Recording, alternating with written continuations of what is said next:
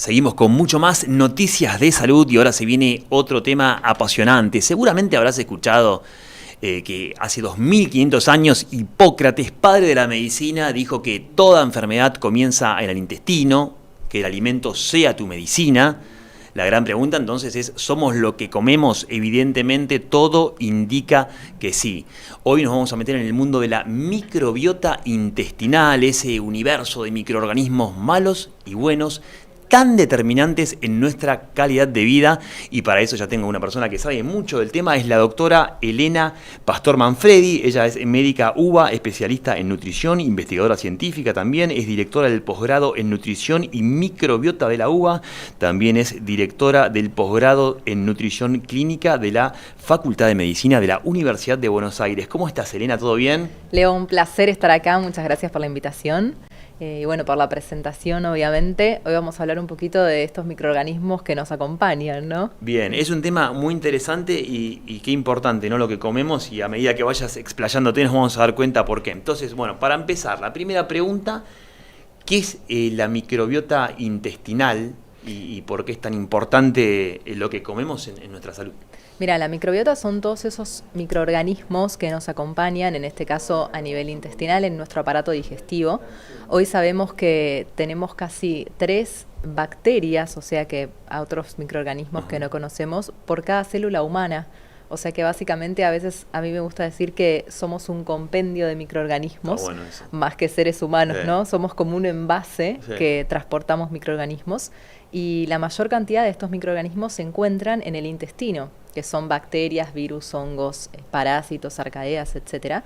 Y te repito que lo que más conocemos hoy en día son bacterias, más allá de que por supuesto que hay muchos microorganismos que todavía no sabemos que están ahí, pero nos hemos enfocado en investigación científica en estos chiquititos que nos hacen la diferencia, y sabemos que no es lo mismo hoy tener cierta cantidad de microorganismos y se relaciona también con una mayor tendencia a enfermedad o salud, por supuesto, qué microorganismos uno tiene en el intestino. Bien, son un montón, me decís, y depende mucho. El otro día decían una metáfora, son como nuestras mascotas intestinales, o sea, depende de lo que le demos de comer, se ponen contentas y mueven la cola, ¿no? Es un poco así. Exacto, sí. Sí, depende de cómo uno las trate, es como ellas nos tratan a nosotros, ¿no? Y entender que lo que uno está ingresando en el metabolismo todavía se encuentra en el exterior, aunque ingrese en nuestro cuerpo, está en este ambiente intestinal que forma parte del exterior y tiene que todavía cruzar toda la barrera intestinal y pasar por estos microorganismos que en gran parte están decidiendo qué hacen con lo que nosotros comemos. Aunque parece muy loco, ellos son los que deciden. ¿Ellos deciden? Ellos deciden. ¿Qué pasa y qué no? Exactamente. Qué ingresa en el cuerpo y qué no. Qué pasa por la barrera intestinal y qué llega a nuestro metabolismo, ¿no? Bien. Muy loco. Muy loco. Y hay otra parte a mí que me resulta, me apasiona, que es ese eje intestino-cerebro, justamente, es como una autopista, por así decirlo, de ida y vuelta. Exacto. Y si decimos que todo lo que pasa en el intestino repercute en el cerebro, la pregunta es, ¿qué posibilidad, y si hay estudios científicos, por ejemplo, de que una enfermedad neurodegenerativa se pueda gestar en el intestino y repercuta en el cerebro? ¿Hay ya algo de eso o no? Sí, un montón de estudios de investigación ya avalan esta teoría en el eje clásico de eje intestino-cerebro, que conecta justamente de forma directa todo lo que está pasando en el intestino, lleva todas las señales y esa información directamente a nuestro cerebro, y esto repercute en el mismo, y bueno, al revés, ¿no? Todo lo que está pasando en el cerebro repercute en el intestino. El 90% más de la serotonina se secreta en el propio intestino. O sea que si nosotros controlamos, actualmente también tenemos un boom de todo lo que son enfermedades neurológicas, como mencionaste, Alzheimer, Parkinson, depresión, también hay alta incidencia de esta patología y bueno, está muy relacionada con justo la mala alimentación, ¿no? La alimentación deficitaria en micronutrientes, que muchas veces no se los tiene en cuenta, pero sí controlar todo lo que uno está comiendo y le está mandando a estas bacterias, obviamente que va a repercutir a nivel cerebral. Bien, entonces, depende de lo que coma también, ¿puede determinar, por ejemplo, mi humor? Totalmente. ¿Un cuadro de ansiedad, por ejemplo? ¿Así Sí. de simple? Sí, en realidad no sé si... Más, no tanto, pero el humor... Es un poco más, sí, un poquito más complejo, pero sí, en definitiva esa es la realidad de lo que ocurre. Tanto las enfermedades neurológicas como todas las patologías crónicas, no ni que hablar de la pandemia que hoy en día tenemos de obesidad, yendo a otro mundo, es porque estamos viviendo actualmente una pandemia. En Argentina más del 70% de exceso de peso son las cifras que hoy aproximadamente manejamos. Y en el mundo ni que hablar, ¿no? A partir de la pandemia creció de forma terrible, muy exponencial el exceso de peso. Y una de las patas fundamentales hoy en día del tratamiento es justo el tema de la microbiota intestinal, trabajar sobre los microorganismos que también están muy relacionados con esta tendencia que uno tendría a aumentar de peso. Bien, es muy interesante. Bueno, entonces vamos a empezar a aprender cómo cuidar, ¿no? a esta microbiota intestinal. Y ahí nos metemos en el mundo también, Doc, participa cuando quieras, de los probióticos y de los prebióticos, ¿no? Pero bueno, ¿cómo cuido mi microbiota intestinal? Bueno, eso que mencionaste, probióticos y prebióticos y alimentos fermentados, que vamos a hablar en una tercera instancia, sí, es fundamental, más allá de, por supuesto, una alimentación equilibrada en macronutrientes y micronutrientes. Vayamos a los probióticos, que por ahí hoy en día están muy de moda y uno no sabe qué probiótico consumir. Los probióticos, por definición, son microorganismos vivos que uno consume, que tienen ciertos beneficios probados, y esto es una de las cuestiones también que hay que tener en cuenta a la hora de comprar un suplemento, por ejemplo, que en realidad tendría que tener un aval científico en un estudio clínico, no en humanos, que avale el suplemento que uno está consumiendo en el caso de que sea un suplemento. Después tenemos los alimentos fermentados, por ejemplo, como el yogur, el kéfir, chucrut, que tienen también microorganismos vivos en su composición. El yogur, bueno, está lleno de lactobacillus y es uno de los también productos que hoy más se comercializa y está más de moda con respecto a esto de consumir microorganismos. Y por otro lado tenemos el gran mundo de los prebióticos, que los prebióticos son la fibra. El prebiótico no es un microorganismo como el probiótico, sino que uno consume fibra, y esta fibra, justo hace un ratito escuchaba con el doc que estaban hablando sobre los ácidos grasos de cadena corta. La fibra es aprovechada por los microorganismos del intestino, y estos microorganismos lo que hacen es formar los ácidos grasos de cadena corta, que son acetato, butyrato y propionato, que tienen acciones a nivel del intestino y a nivel metabólico también. Y estos son productos de la propia fibra. La fibra es el alimento de la microbiota, para pensarlo de una forma más práctica. Ahí va. Es ese alimento que uno le da a los microorganismos del intestino para que ellos puedan subsistir, puedan hacer cosas buenas con nosotros y obviamente desarrollarse y crecer en calidad y en cantidad también, y mantener ahí un ambiente intestinal saludable. Pero es clave el consumo de prebióticos, el consumo de fibra. Normalmente tendríamos que tener, hoy en día se habla de hace bastante tiempo, de unos 25-35 gramos de fibra por día.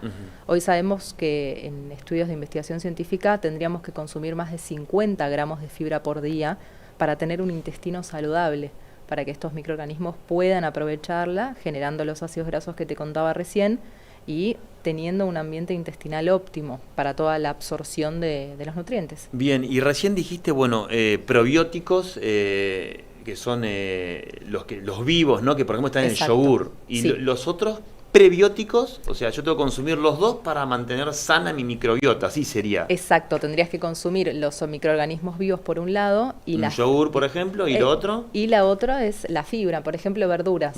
Frutas y verduras. Sí. Bueno, las legumbres ni que hablar, lentejas, garbanzos, porotos, todo eso tiene muy buena cantidad de fibra y además tiene proteína también.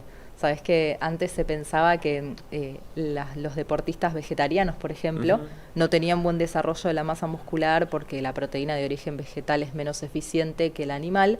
Hoy se sabe que gracias a la gran cantidad de fibra que tienen estos alimentos, las legumbres, estimulan tanto la microbiota y ayudan tanto a la microbiota que esta proteína puede llegar a ser aún más eficiente que la proteína animal. Solo por el consumo de fibra. Se había armado una vez como un debate, incluso en Netflix, me acuerdo, salió un documental que puso esa polémica entre proteína animal versus proteína vegetal. Y de hecho la gente que iba a entrenar empezaba a alejarse y los fierreros viejos decían, no, si no comes carne o otra cosa, me acuerdo. Exacto, sí. Sí, no es cuestión de eliminar tampoco la proteína animal, pero bueno, un equilibrio, exacto. Sí. Bien, bien. Entonces, a ver, suplementos tenemos, recién lo dijiste, lo que es prebióticos y probióticos. Por ejemplo, la gente nos está escuchando, tenés probióticos vía oral, líquidos en polvo. ¿Qué debería elegir la gente? ¿Cómo es ese proceso? ¿Qué es lo que más conviene? Sí, hoy en día tenemos un gran gris en lo que está pasando con el tema de los suplementos y más que nada en los probióticos en el mercado, porque al no tener en Argentina, al día de hoy, repito, estudios de investigación científica que avalen estos productos. Un probiótico tiene un suplemento, ¿no? Hablando de un suplemento dietario probiótico, tiene que ser de una cepa específica, o sea, una bacteria con nombre, apellido, como decimos nosotros, con DNI, con su propio DNI, es bien específica. Y bueno, tiene que tener estudios que prueben que esta bacteria tiene ciertos beneficios y luego, obviamente, el producto está en el mercado y nosotros lo podemos comprar. Pero hoy en día no, digamos, hay muchos productos y los suplementos, como te mencionaba, es un gris porque no son fármacos y no son alimentos, entonces no tienen tanto control, tanta regulación y no tenemos ningún probiótico en el mercado que tenga un estudio de investigación atrás. Ah, es importante lo que decís. O sea, ningún suplemento que yo voy a la farmacia veo, ninguno tiene un paper de científico, ¿se dice? Ninguno, exacto. Ninguno. Exacto, sí en el mundo, ¿no? Claro. Tenemos muchas bacterias que tienen probióticos, que tienen marcas de probióticos en Argentina, pero ese suplemento no tiene un estudio de investigación.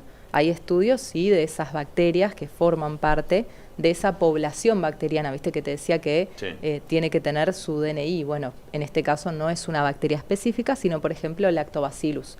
Vos consumís un suplemento, un probiótico de Lactobacillus, y bueno, eso es lo que hoy te venden, o de otras bacterias o levaduras, etcétera. Pero no hay estudios de investigación hasta el día de hoy sobre probióticos y bueno, esto es algo con lo que hoy en día estamos ahí luchando un poco para tratar de tener base científica, ¿no?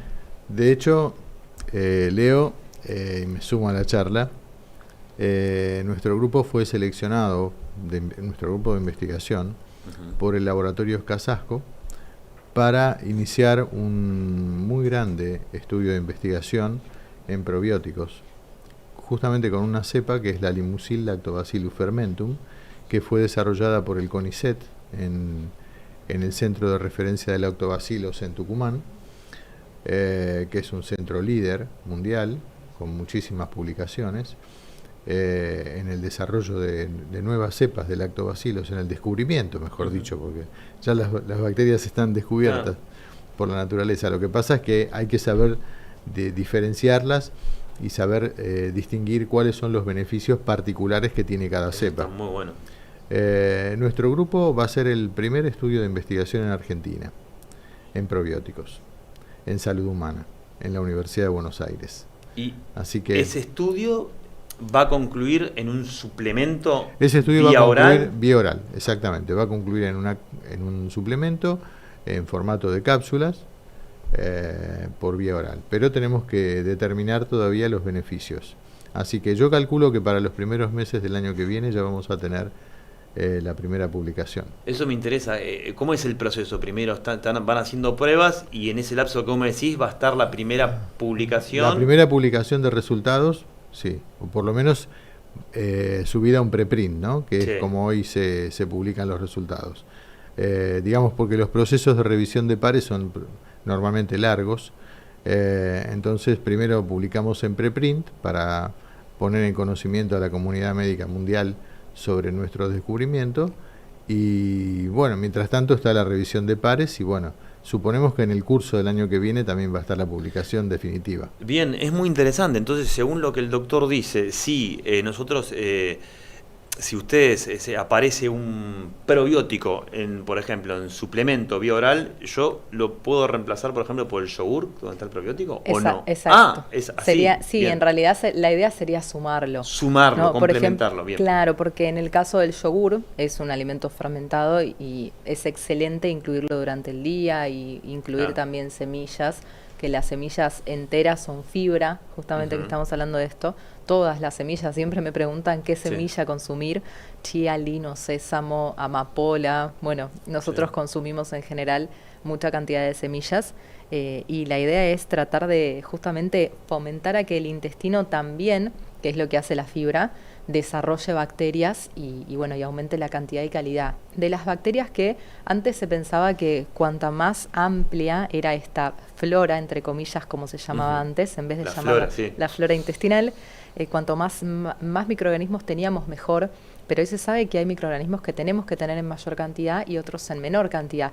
Como te nombraba hace un ratito, hay algunas proporciones de microorganismos que en patologías como exceso de peso, obesidad, están alteradas.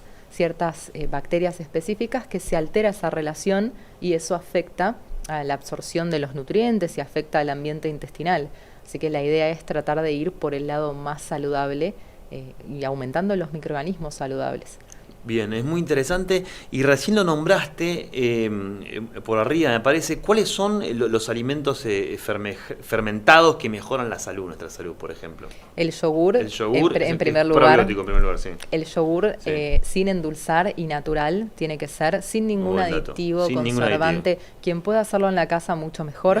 Hacer el yogur en casa es una recomendación excelente que todos podemos hacerlo, es muy sencillo. Son muy poquitos pasos, así que lo recomiendo fuertemente. Después el kéfir también.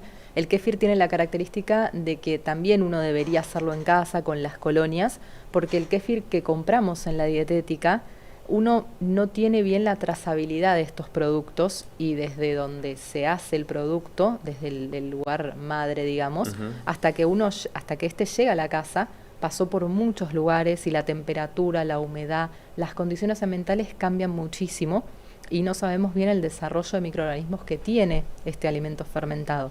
Lo mismo con el chucrut, por ejemplo, que es en base a coles, que también lo podemos hacer en casa. Bueno, después tenemos los alimentos como el pan de masa madre, que no tienen microorganismos vivos, que también es excelente. Bueno, el doc se especializa en panes de masa madre, que también tienen una fermentación muy buena, con muy buenos microorganismos, y otros alimentos que no tienen microorganismos vivos. Pero bueno, te diría esos como base de la alimentación. El vino tinto, por supuesto, es otro de los alimentos que no tiene microorganismos vivos. Bien. A ver, esta pregunta es para los dos, y me interesa mucho su opinión. Hoy en día, ¿encontramos todo en la alimentación o es necesario suplementar? Me gusta la opinión de los dos con esto, porque también define una realidad que estamos viviendo de alguna manera, ¿no?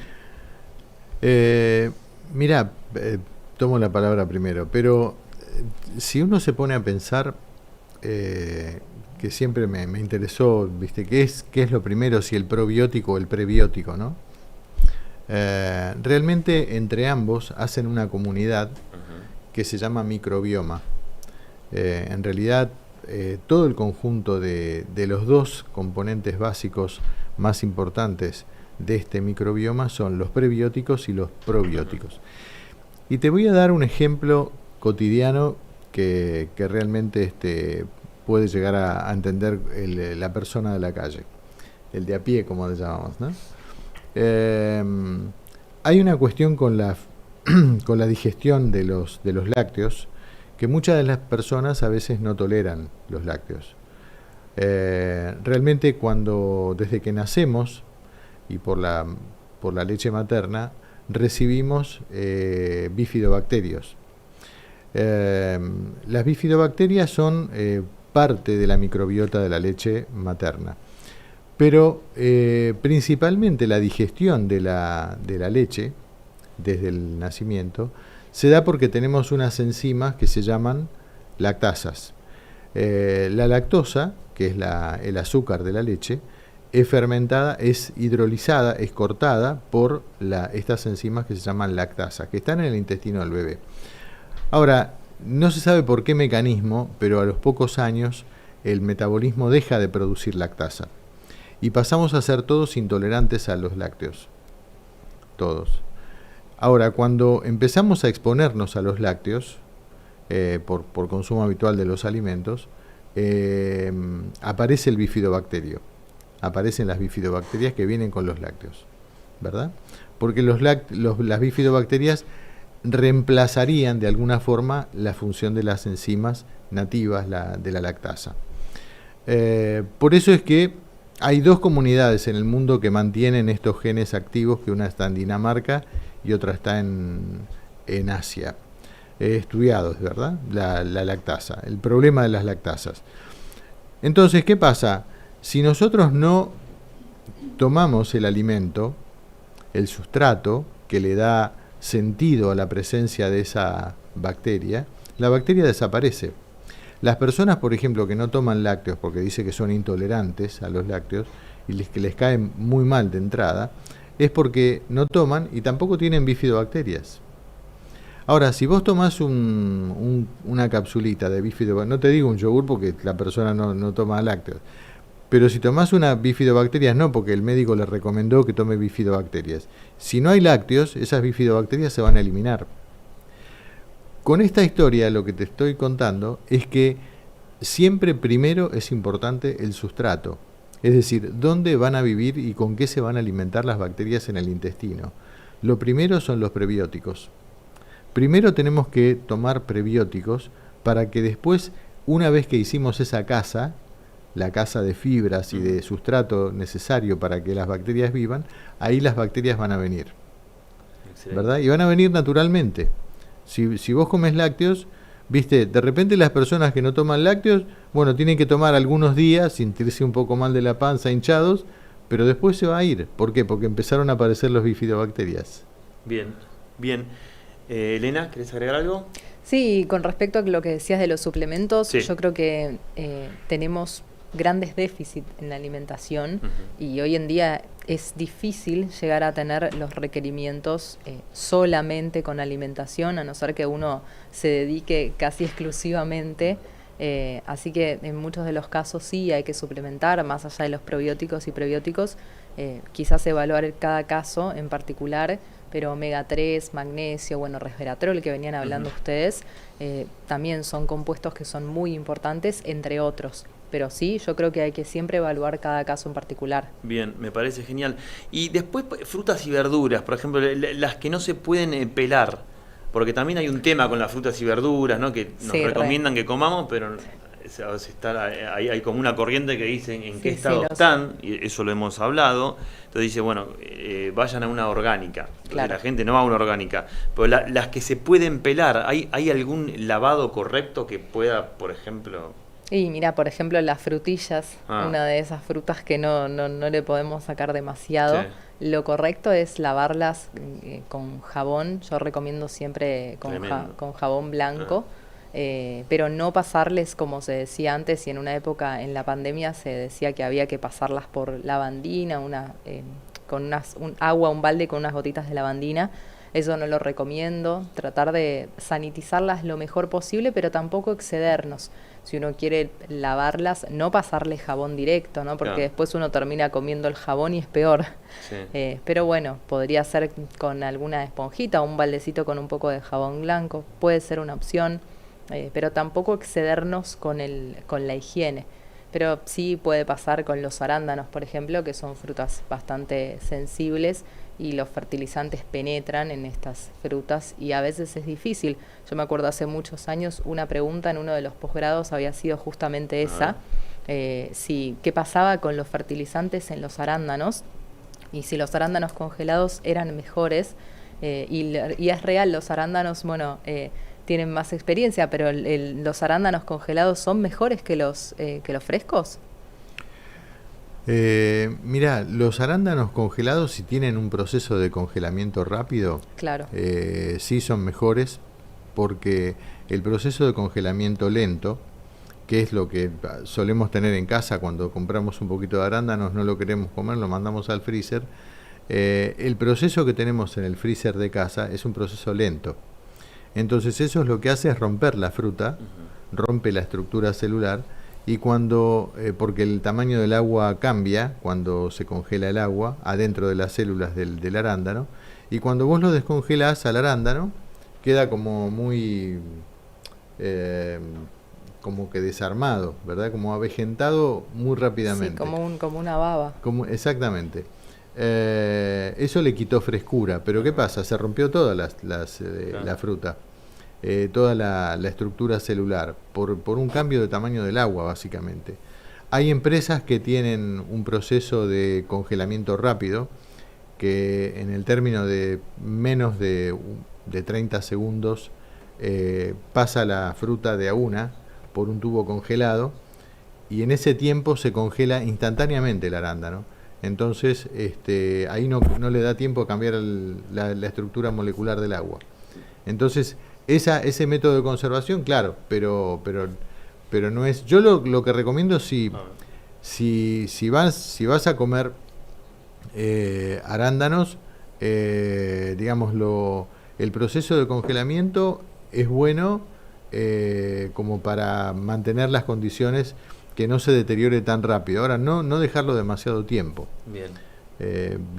Comerlo dentro de todo, dentro de los 2 o 3 meses de compra. Bien, quiero que me expliques un tema que escuchamos mucho y hay gente que quizás no lo sabe, y qué beneficios tiene para la salud. Son 2 temas y acá quiero que se involucren las 2. Dieta mediterránea y vino tinto. ¿Qué efecto? Bueno. ¿Qué es una dieta mediterránea y qué beneficios podría tener para mi salud? Bueno, una dieta mediterránea es uno de los tipos de dietas que en los últimos años más se difundió, sacando otras dietas que se hacen así aleatorias. Es un tipo de alimentación súper saludable que contiene ciertos alimentos que acompañan a esta dieta saludable. Por ejemplo, aceite de oliva, grasas saludables, vino tinto también, etcétera. Y está probado que este tipo de alimentación mejora los parámetros inflamatorios y genera en las personas mayor años de salud, justo lo que estaban hablando recién, ¿no? Esto de que quizás la medicina se enfocó mucho en aumentar la longevidad, pero a expensas de la enfermedad, y la idea es aumentar la longevidad a expensas de la salud, y la dieta mediterránea acompaña este aumento de la salud. Con respecto al vino tinto, le doy la palabra al doc. Sí, pero antes de eso me dijiste, aceite, ¿qué me nombraste? Aceite de oliva, es una grasa súper saludable. ¿Pescados no? Pescados también, también. Sí, por supuesto, sí. No todos. Y la idea es, sí, en general todos los pescados son muy buenos, los pescados tanto los más grasos, por ejemplo el salmón es uno de los más grasos, el atún también es un pescado graso. Lo ideal obviamente es comprarlo en la pescadería, a veces por falta de tiempo, uno compra la lata, pero lo ideal es fresco. Bien. El filé de merluza es uno de los pescados más magros que conseguimos en la pescadería. Todos los pescados, los frutos de mar también estarían súper indicados. Tienen muy buena cantidad de omega 3 los pescados, grasas saludables, ni que hablar. Todo eso formaría parte de lo que es la dieta mediterránea y los beneficios que me contaste. ¿Y qué tiene de beneficio para la salud el vino tinto? Mirá, justamente es un tema muy sensible para nosotros, porque nosotros en nuestro laboratorio hemos trabajado desde hace muchos años con vinos, ¿no? De hecho, hemos desarrollado un vino enriquecido en resveratrol que todavía potencia más los beneficios del vino. Pero yendo a tu pregunta, en forma complementaria, la dieta mediterránea con vino es mucho mejor que la dieta mediterránea sin vino. De hecho, la dieta mediterránea, no se concibe sin vino. Hay algunas personas que no son demasiado afectas a tomar vino y dicen, no, yo hago dieta mediterránea, pero si no toma vino no es dieta mediterránea. Mirá qué dato. O sea, la dieta mediterránea incluye aceite de oliva y vino, productos de mar, alimentos frescos con frutas y verduras y principalmente crudos con también frutos secos. Pero esa es una dieta mediterránea. Hoy por hoy está también bastante en boga la dieta africana, que es una dieta alta en fibra, que le está queriendo ganar incluso a la dieta mediterránea. La dieta africana es una dieta alta en fibra y en proteínas de origen animal. Bien. Es como una dieta paleolítica, ¿no? Sí. Doc, y cuando recién decías vino tinto, ¿qué cantidad? Me imagino que... No, la cantidad normal de vino tinto, que tiene además demostrados beneficios en la ciencia, son 1/4, digamos, por comida, no más. O sea, en el varón 250 centímetros cúbicos y en el caso de la mujer 150 aproximadamente. Bueno, eso que quede claro eso para que no haya un conflicto en la mesa. Claro. Están sirviendo, ¿no? La mujer es un poquito menos. Bien, claro. Bien. Me quiero meter con otro tema que te lo escuché también hablar y me encanta porque tiene que ver con lo emocional. Es esto de distinguir el hambre emocional y el hambre real. ¿Cuándo realmente tengo hambre y cuándo es emocional? Mirá, ¿Cómo la registro? Es bastante complicado si uno no es consciente de que esto pasa, y nos pasa a todos todos los días, ¿no?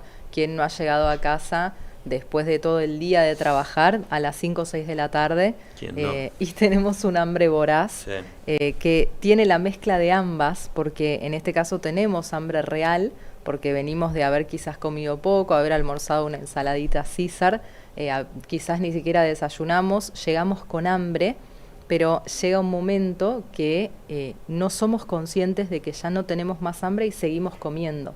Y esto es por el hecho de haber llegado a casa, por bajar las revoluciones, por todo lo que implica, y ahí se mezcla bastante con esto del hambre emocional. Ni que hablar de en el último tiempo con el home office y estar tanto en casa, y levantarse la computadora, ir a la heladera y agarrar algo, después ir a la alacena y agarrar una galletita y esto y lo otro. Eso es hambre 100% emocional. Puede sí que haya hambre real en algunos momentos, pero lo ideal es tratar de comer la menor cantidad de veces posibles en el día. De 3 a 4 veces sería lo óptimo para el metabolismo. Hablando de un intestino saludable, de una microbiota saludable, si nosotros le damos todo el tiempo comida al intestino, lo estamos estresando, y justo de esto charlaban ustedes hace un ratito, ¿no? El hecho de que la comida, quizás no mencionaron justo esto, pero el alimento en el intestino genera estrés, y es un estrés para el ambiente intestinal, para el microbioma intestinal, que es todos los microorganismos con el ambiente que lo acompaña. Y este estrés no es algo beneficioso para el cuerpo. El estrés que se genera en el intestino se da cada vez que uno come. Imagínate si uno se pasa picoteando por este hambre emocional del que estábamos charlando, todo el tiempo estamos estresando el intestino. Y ni que hablar de los aumentos de glucemia. Cuando uno picotea hidratos de carbono, se dispara la glucemia, se dispara la insulina, hay mucha inflamación crónica que estresa todo el cuerpo, no solo la microbiota, sino que genera un estrés terrible. Pero lo ideal es tratar de, quizás es difícil, pero ser consciente de en qué momentos uno está comiendo y por qué, ¿no? ¿Por qué nos levantamos y vamos y agarramos una galletita de la alacena? ¿Porque tenemos hambre o porque estamos tratando de cubrir la ansiedad del trabajo o la ansiedad de haber llegado a casa? Claro. Algo que nos está pasando, o la tristeza, obviamente, que uno... tapás emociones, ¿no? Cubre, no es lo mismo pedirte un cuarto de helado y tomarte un cuarto de helado porque tenés ganas de tomar el helado, que pedírtelo mirando la tele y pensando en la película que estás viendo, en la serie que estás viendo, y tomarte el helado como si estuvieses comiendo cualquier cosa, y no disfrutar de ese momento. Nosotros siempre en nutrición apuntamos mucho a disfrutar de lo que uno come y hacerlo por placer, ¿no? Que en muchos de los casos eso se pierde cuando lo hacemos por alguna emoción. Y ahí tenemos que sí tener la pata de la terapia, de la psicología, que colabore bastante. Pero es muy complicado reconocerlo, aceptarlo en muchos casos, que uno come por aburrimiento o bueno, etcétera, cualquier emoción. Bien, hace poco leí una nota tuya muy interesante en TN, que participaste, bueno, y ahí también hablaba un poco de las redes, ¿no? Que tiene como dos caras, encontrás info bueno y encontrás cualquier cosa. Tal cual. ¿Qué es lo último así más peligroso que escuchaste por ahí en base a nutrición para alertar? Mirá, y que la gente encima lo está como comprando. Sí, hubo un té que se publicitó mucho. En el último tiempo se publicitó bastante, un té mágico para bajar de peso, que bueno, que tenía propiedades que me lo han traído al consultorio. Me trajeron, el paquete, una paciente que lo había comprado, y bueno, creo que cada uno elige, ¿no?, qué consumir y qué no, pero siempre hay que escuchar primero a alguien profesional que tenga aval científico, creo yo que es algo básico, que tenga matrícula, por supuesto, ¿no?, que sea un profesional con matrícula atrás que avale esa profesión, y que recomiende cosas que también tengan aval, porque había hasta hace un tiempo unos polvitos también que se esparcían arriba de la comida, que eso también se vendía como algo mágico, y la gente termina siendo engañada de forma muy sencilla por los influencers o por publicidades engañosas que hacen que, bueno, sí, comete este plato de fideos que no vas a engordar, o que no pasa nada, que lo vas a poder comer tranquilo, repetilo, que no hay problema, y eso genera muchos problemas psicológicos atrás de estos polvitos o de estos tés lo que uno termine consumiendo. Creo que hay que ser muy, digamos, discernir, ¿no? Ser muy consciente de lo que uno ve en redes sociales. Bien, te voy haciendo las últimas. Ahora por ahí tu actividad científica está más abocada a congresos, a investigaciones y eso, pero vos también, o sea, trabajás con pacientes de nutrición. Sí, exacto. Y si vos me tenés que decir cuál es el factor o si hay un denominador común por cual abandonan, que empiezan, viste, con esa motivación y después la abandonan, ¿cuál es? ¿Por qué fracasan en ese camino que intentan cambiar la calidad de vida y abandonan? Yo creo que uno de los factores claves es el hecho de que mucha gente lo vive como una dieta. Una dieta. Entonces, el concepto que a veces uno quiere despegarse de eso, de la dieta, está muy arraigado en la sociedad y también la cultura gastronómica nos lleva por las comidas ricas, las comidas abundantes. El juntarse, todo es comer en nuestro país, hablando de Argentina específicamente. Nos juntamos con amigos a comer, nos juntamos a ver un partido y comemos. Me acuerdo hace un tiempito había visto un paciente que me dijo, vamos a jugar al pádel con mis amigos y salimos del pádel y vamos a tomar cerveza con maní. Entonces, a él le interesaba más esa parte, ¿no? Claro, es muy probable. Sí. Todas las digamos, actividades que hacemos, la vida social que tenemos, nos lleva a comer y a reunirnos con familiares, con amigos, y todo ronda a través de la comida y lo rico y las tortas, ni que hablar ahora el boom que tenemos de pastelerías. Sí. Antes eran las cervecerías, ahora son las pastelerías, las cafeterías con pastelería, y eso también hace que la gente se tiente mucho. Yo creo que el vivirlo como una dieta y no entender que se puede comer una pechuga de pollo con un puré de batata y que sea rico, no tiene que ser comida de hospital.